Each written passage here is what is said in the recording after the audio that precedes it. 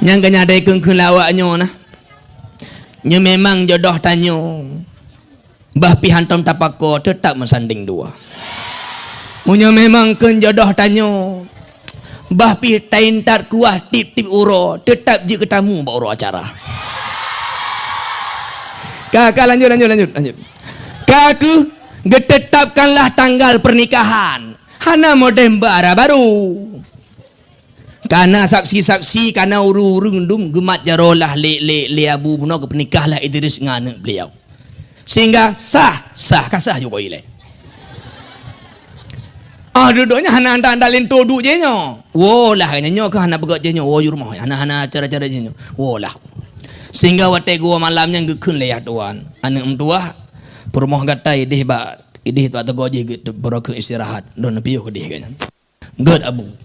Ngejak aju.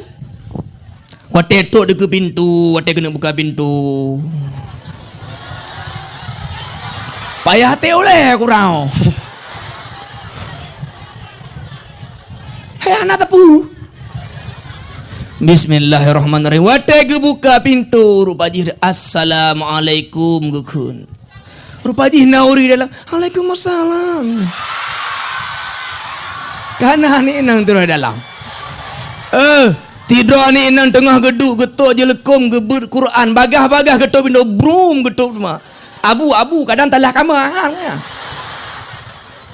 Getot hana ni mentuah nyang kenyang kamar drinan ke dempiyo hinan ke dempat istirahat. Tema abu begah mono hana jaro hana ki hana mata hana tapu. Hai anak mentuah maksud lun anak lo hana ki anak lo hantai jak wahana sama hani ngan tamang rusak.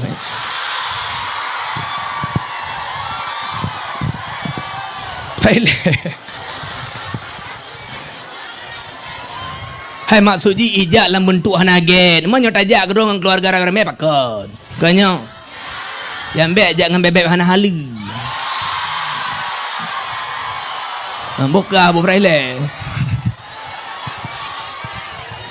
Alam maksud anak lo hana jaro hana mentua anak lo hantam pernah cok dagop. Hantam pernah cuting gop. Hantam pernah poh gop. Hana panjang jaro anak lo. Maksud anak lo hana mata ji hantam pernah kala yang kengken. Maksud anak lo hana lidah je hantam pernah di purakeun di temana sama dia ku rudip hantam anak lo ya. Tepu sama dia ku rudip mengupat. Maksud anak lo engklo hantam pernah jak duduk tempuk ya lengo-lengo aib gop. Ji rumah tapi dengan Quran, ji rumah tapi dengan ibadat, ji rumah tapi lam terjaga. Ingat lam ati Idris, ya Allah, boh lamun lago.